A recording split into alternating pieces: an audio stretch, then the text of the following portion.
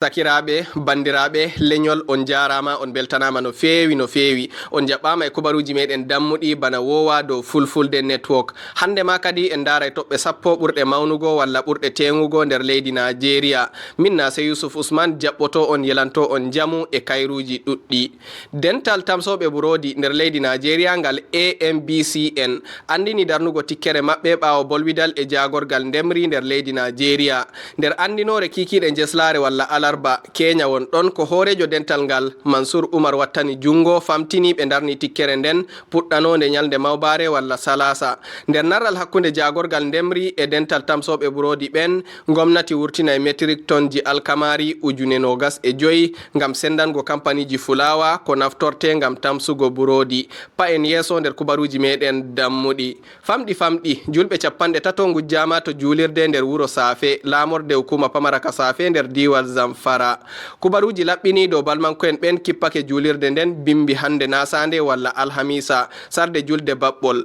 Jainde Daily Post jantoyi dow balmanko'en daddinɓe tayre woyla hirnange jotti julirde nden iɓe piɗina hidde ɓe dillidi e yimɓe ɗuɗɓe nder layɗe. Pa en yeso nder kubaruji meɗen dammuɗi dow fulfulde network. Honunkoɓe Nigeria ɓe operation hadarin daji nder tayre woyla hirnange Nigeria diwe ɗen kawtuɗe Kaduna, Kano, Jigawa, Katsina, Sokoto, Kebbi e diwal Zamfara. Andini hisnugo yimɓe 8 wujjanoɓe. Bolwankejo honunkoɓe ɓen Lieutenant Colonel Suleiman Omale andini ka hanki jeslare walla alarba. Yen pa yeso nder kubaruji meɗen dammuɗi. Diwal Kaduna joɗiɓe labbare gonin gora nder hukuma pamaraka Cikun nder diwal Kaduna maɓɓi ɗatal Kaduna yago Abuja bimbi Naasaande ɓawo nde balmanko'en kippi labbare nden jemma jeslare walla alarba salinde ko foɗi wade yimɓe ɗiɗo nden juweɗiɗo nawne catuɗe kanjum foɗi suno ummatore ɓe sukki ɗatal ngal hande bimbi. Yen pa yeso nder kubaruji meɗen dammuɗi. Gujjo kastaɗo tefetenoɗo ndiyam to lamorde Nigeria Abuja Ismail Wakili Fafa ɓurɗo andirego e Habu Ibrahim nangama. Kubaruwol ngol wangi ko lestani asaweje ɗiɗi ɓawo nde ministajo tayre Abuja Nyesom Wike yowi ceede joɓari ko hewtani millionji 20 dow Sama'ila e Ɗahiru Adamu. Soni goɗɗo wangini dabareje no ɗum nangirta bononda en ɓen. Kadi son numtayni Ɗahiru Adamu nanganoma nyalde 15 abre lewru ndu gontirɗen. Yen pa yeso nder kubaruji meɗen dammuɗi hande Naasaande walla Alhamiisa. Wodi jahal yeso sanne nder habre e wuyɓe nebbam nder tayre fombina Nigeria ɓawo nde honunkoɓe Nigeria ɓe 6th Division Nigerian Army to gallure Potakol kepti gayɗe nebbam peturjam ɓurɗe 40 e wuyɓe ngasi to labbaje Rumwekpe nder hukuma pamaraka Imowa nder diwal Ribas. Ɓe kepti gayɗe ɗen sarde ɓe jari kippanɗe nder tayre Niger Delta.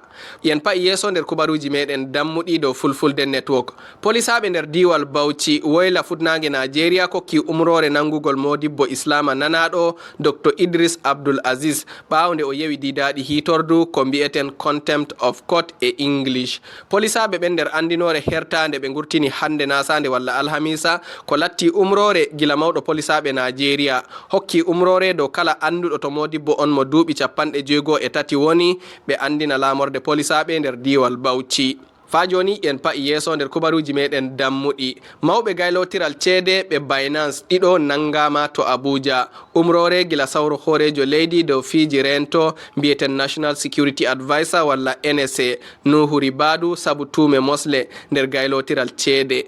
Kubaruji laɓɓini dow gomnati mobgal leydi heɓi dungay gila hitordu ngam surugo yimɓe ɓen nder nyalɗe 12 hidde biɗitol gila hukuma faddaki mosle ka EFCC. Hukuma kakkilano ha cakol kubaruji nder leydi Nigeria ka Nigerian Communications Commission walla NCC umri maɓɓugo layiji téléphone millionji 12 ɗi kawtaka e limaru leydiyanke mbiyeten National Identification Numbers ɓawo nyalande ragarere nde hukuma kan hokkuno 28 lewru ndu colte walla February.